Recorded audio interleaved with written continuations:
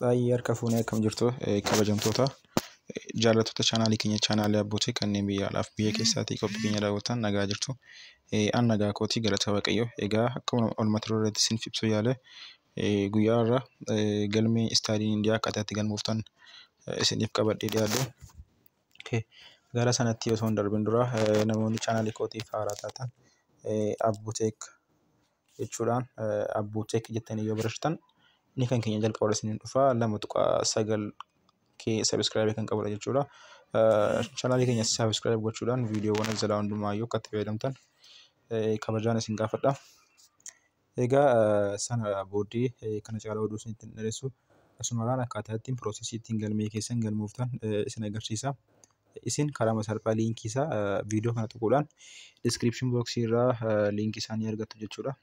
Liinkii isaa isiniif kaa'een jira. Salphaamatti tuquudhaan seenuu dandeessu. Ifama xiqqoo rakkoo konnekshinii.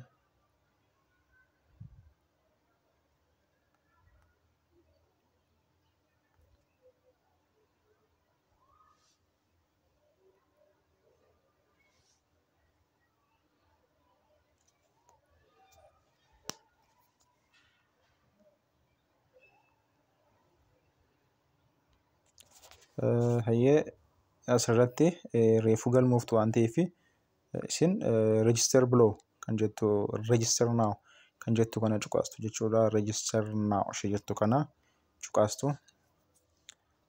Amma register goona jechuudha.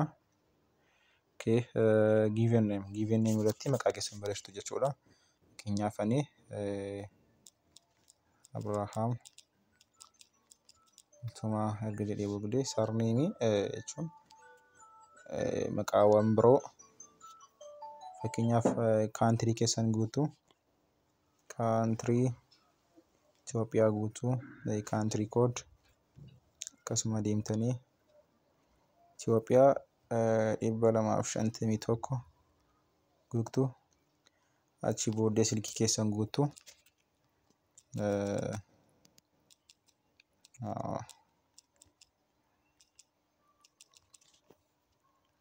emailii keessan guutuu jechuudha. Emailii keessan guutuu ani sababaan emailii baay'een ijoollee galmeessee jiruuf emailii baay'ee fidee jira. Emailii keessan edda guuttanii booddee ammallee emailii guutuu isuma sana deebisanii guutuu achi booddee paaswordii guutattu jechuudha. Paaswordii guutuu kaapchaa kan jettu kana inter kaapchaa jechuun ishee kanaadha. Kun bakka kanatti kan agartan ishee kana kaapchaa jedhamti. Ishee kana fuutanii 91 duwwaa 3 asirratti guutuu duwwaa 3 yoo kaapchaan isin eebbifamuu didee kana cuqaastanii kana gaafa cuqaastan irra deebiin isinii fida waan ta'eef isa guutuu dandeessu jechuudha. Yeroo tokko barreeffamchi yoo mudatu ta'eef achi register gootu.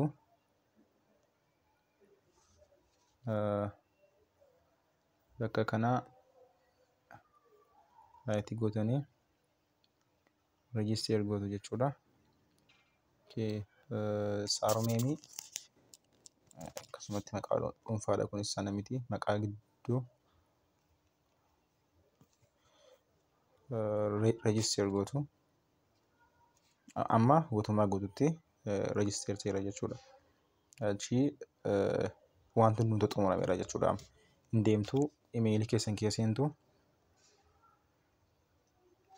emailii keessan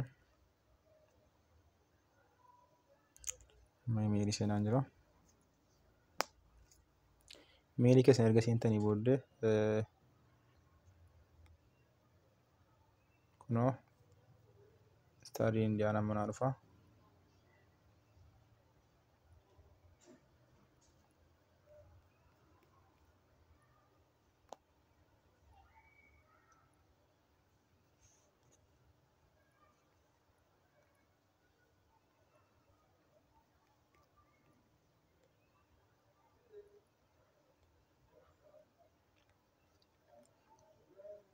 Miisajjiin jalqaba kana isin dhufa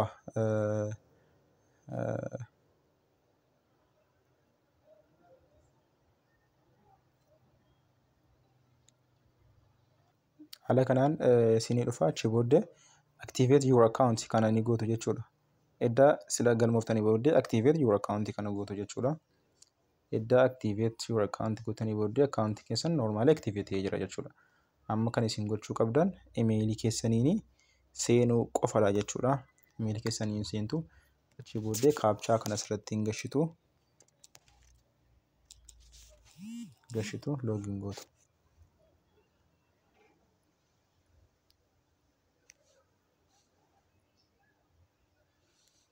Login gootanii booddee wanta isin gochuu qabdan basic information kana jala dhuftu jechuudha.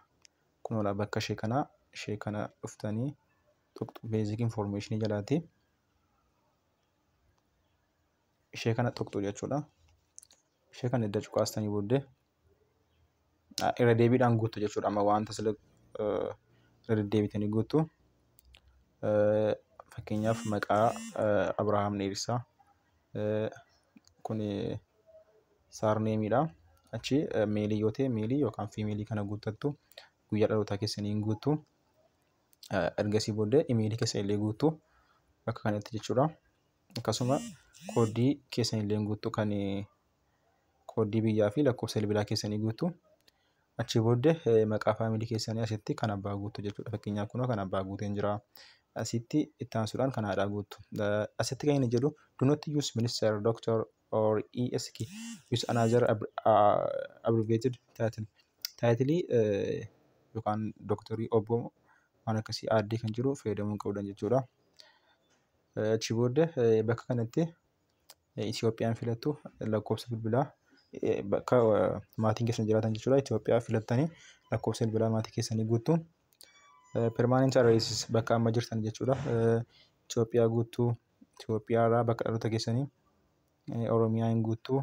Achi booda bakka postal code akkasumatti yoo guutan rakkoo hin qabu. Magaalaa aanaa keessan hin guutu.